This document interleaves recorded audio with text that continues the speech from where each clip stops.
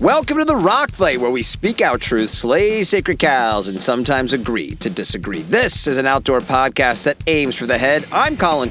It's Thursday, November 16th, and today I'm going to give you my reaction to the press release put out this week about Backcountry.com taking their in-house line of apparel and trying to open wholesale accounts with it. Is this move baffling? Maybe a little, maybe not so much. I'll tell you what I think, and be sure to listen to the end when I put out a very special call to action to you, the Rock Fight Army.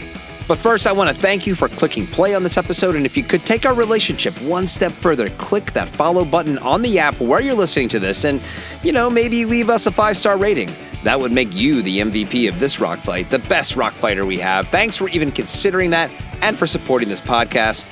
All right, let's get into it.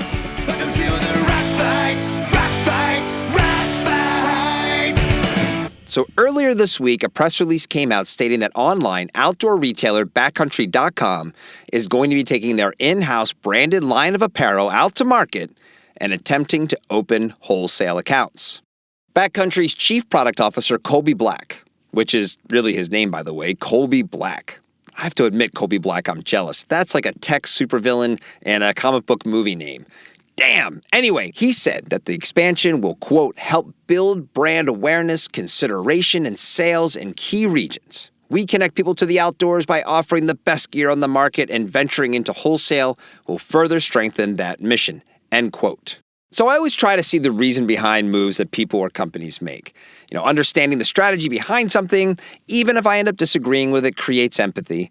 And the lowest bar to clear, to me, is me nodding and saying, okay, yeah, I see why you would do that. Followed by either, I would do that too, or, I don't think you should do that. With this one, the strategy seems slightly murky, so let me try and break it down.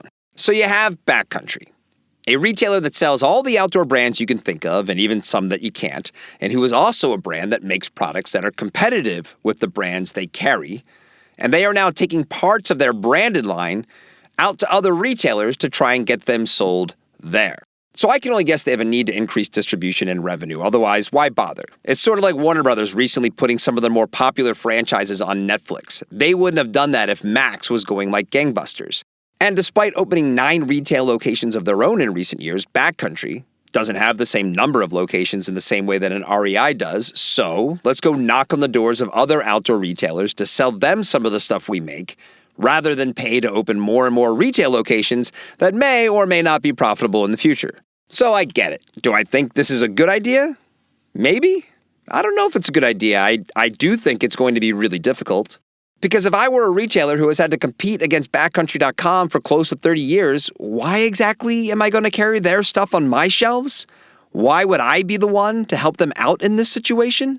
This is where the streamer analogy ends, because Warner Brothers selling a bunch of DC movies to stream on Netflix makes sense, because people want to see those movies, and Netflix is the go-to streaming platform. And I've not heard about a ton of people clamoring for Backcountry's apparel. Well, Backcountry wants us to think they do, of course, because according to the part of the press release that we all saw coming a million miles away, Backcountry claims that these dealers will jump on board because, quote, from the Wasatch Mountains in our own backyard to countless summits worldwide, the Backcountry team has built upon 27 years of mountain experience to design and create unique product in the marketplace, says Colin Burns, Backcountry Senior Director of Owned Brands. Thoughtful innovations and decades of expertise are intertwined within each product designed in-house. Collaborations with brands like Gore-Tex, Pertex, and Allied Down have been key in elevating our offering and pivotal in getting us to the point where wholesale is a natural step forward. End quote. Look, Backcountry, if you're gonna pull from the outdoor brand playbook, maybe try to mix it up a little bit. Heritage and innovation? You're trying to sell your retail competitors on heritage and innovation? Couple of things on that. Firstly, don't name drop the Wasatch Mountains like they mean anything to anyone other than people who live in the immediate Salt Lake City metro area. Naming the mountain range nearest you doesn't give you any legitimacy and is a long-running faux pas of outdoor brands. We'll call this rule the Flatiron Stipulation. And second, you haven't innovated anything. Your apparel is the same as everyone else's. Everyone uses Gore-Tex and Pertex and Allied. And they also use Primaloft and Polartec and Cordura and Merino wool and 37.5. One of the pieces they reference specifically in the press release that they'll be trying to sell into other retailers is the Backcountry Cottonwoods Gore-Tex jacket. Now, I looked it up on their website, and it is a damn good-looking coat. But it's a damn good-looking coat that will perform the same as any other outdoor brand's Gore-Tex ski jacket. So I don't really understand why River Sports in Knoxville, Tennessee, or Native Summit in Edmond, Oklahoma, or Next Adventure in Portland, Oregon would be interested in opening their doors to that particular piece when they can, or probably already do, carry a similar one made by Patagonia, or Picture, or Houdini, or Marmot, or Rab. And of course, that's just looking at it through the lens of the specialty GOA crowd. Maybe Backcountry is really zeroing in on larger chains like Sport Chalet or Dick's Public Lands. Those types of dealers actually make way more sense, especially if this is a financially driven strategic move. And who knows, maybe this is going to be a slam dunk for Backcountry. Maybe there are tons of retailers out there who are clamoring for this stuff.